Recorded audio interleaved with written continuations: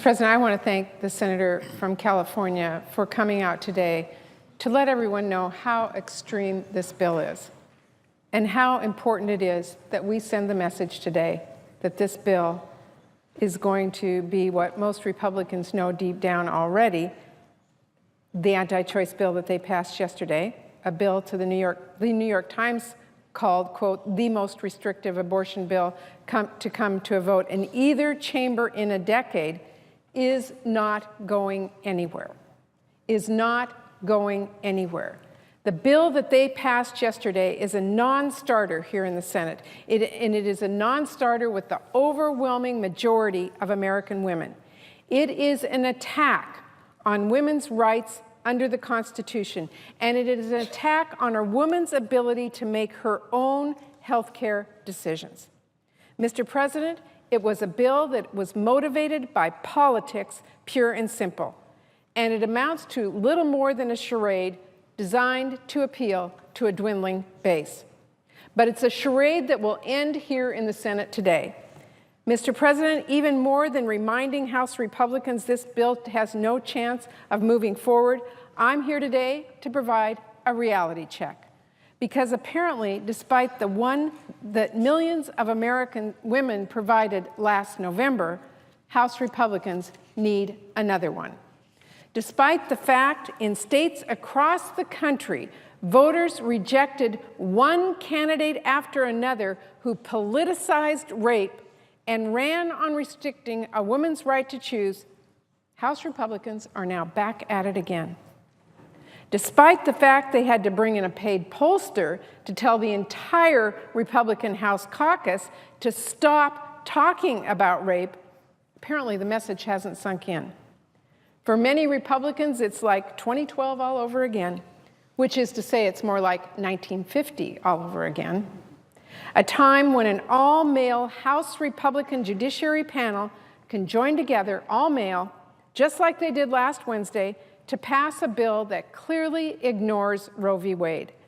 At a time when the same panel could reject efforts to protect the life and health of a mother, or even reject efforts to make exceptions for rape or incest, a time when one of those panel members, a Republican representative from Arizona, can even trot out the idea that women aren't likely to become pregnant if they're raped. But it's not 1950. And that irresponsible and shameful claim has been debunked by doctors and experts of all stripes time and again.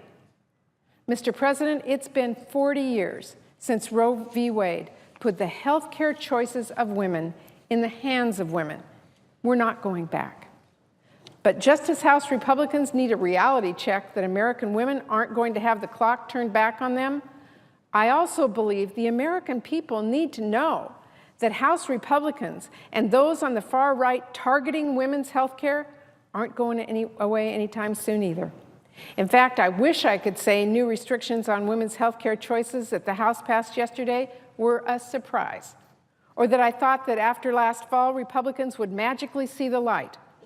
I wish I could say I bought the rhetoric from some Republicans who've criticized their own because they believe we should be focused on jobs and the economy at such a difficult time.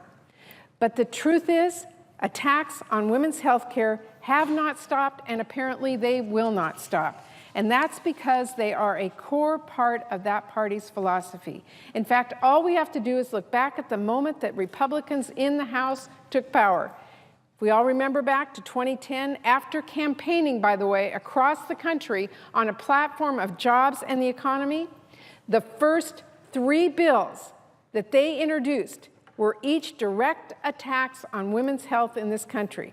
The very first bill that they introduced, H.R. 1, would have totally eliminated Title X funding for family planning and teen pregnancy prevention, and included an amendment that would have completely defunded Planned Parenthood and would have cut off support for the millions of women who count on that. Another one of their opening round of bills would have permanently codified the Hyde Amendment and the D.C. abortion ban, and the original version of their bill didn't even include an exception for the health of the mother. And finally, they introduced a bill right away that would have rolled back every single one of the gains we made for women in the health care reform bill. That Republican bill would have removed the caps on out-of-pocket expenses that protect women from losing their homes or their life savings if they get sick. It would have ended the ban on lifetime limits on coverage. It would have allowed insurance companies to once again discriminate against women by charging them higher premiums. And it would have rolled back the guarantee that insurance companies cover contraceptives. And those were just their first 3 bills. Since that time, we've seen women targeted on everything from contraception to Violence Against Women Act protections to stripping the new protections provided under the Affordable Care Act. Through economic peril, budget crisis, record unemployment, the attacks on women's health have remained constant. On Capitol Hill, in state houses across the country, and in courtrooms at all levels, the fight against women making their own decisions about their health rages on. Madam President, Republicans have shown they'll go to just about any length to limit access to care. They have put politics between women and their own health care. They've put employers between women and their health care. They've even threatened to shut down the government over this very issue. They've shown that this isn't about what is best for women or men and their own family planning decisions. Instead, it's about political calculations. It's about appeasing the far right. And it's about their continued efforts to do whatever it takes to push their extreme agenda. But as we have seen with this latest effort, the deck is stacked against them because the Constitution is not going anywhere. And because senators like me and Senator Boxer, we aren't going anywhere either. Because women who believe Republicans shouldn't be making their health care decisions aren't going anywhere. And therefore, this bill is not going anywhere. Would the senator yield? Yes, Madam President, I'd be happy to. I would like to engage my friend in a colloquy. We are very fortunate, you and I, because we chair important committees here. Right. Of course, all the committees are important. You, the Budget Committee, and I, the Environment and Public Works Committee. And both of us have worked hard to get important bills through the United States Senate. You, the budget of the United States of America, and for me, the Water Resources Development Act, which deals with making sure that the infrastructure around our water, our ports, is sound. About 500,000 jobs go along with it. And yours is critical because you attack the issue of jobs and deficits and the rest. So it seems to me, and I want to know if my friend agrees with me, that there is an agenda that the House, Republican House, can embrace to deal with what really is concerning the American people, such as taking your bill, the budget bill, to conference after they went out and campaigned all over the country saying, we didn't want a budget, we pass a budget, and now they're stopping the budget, picking up and passing the Water Resources Bill, or passing their own version of it if they want, certainly dealing with comprehensive immigration reform, which is critical, and I was disheartened to see Speaker Boehner say, well, I'm not that interested in comprehensive immigration reform. Well, why doesn't he take a look at the budgetary impact, which is so positive for our nation, of doing this, getting people out of the shadows, getting them to start businesses and work? So does my friend agree that there is no shortage of important and critical issues facing the American people that they could take up there other than an attack on women and women's health?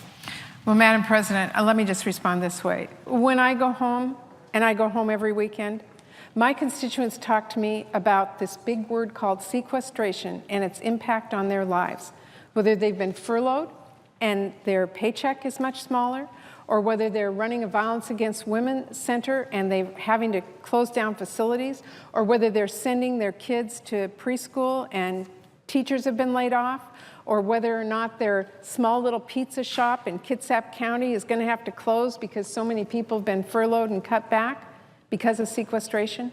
And what they want us to do, Madam President, is to invest in our infrastructure, to invest in our education, to make our country strong for the future, and to quit governing by crisis.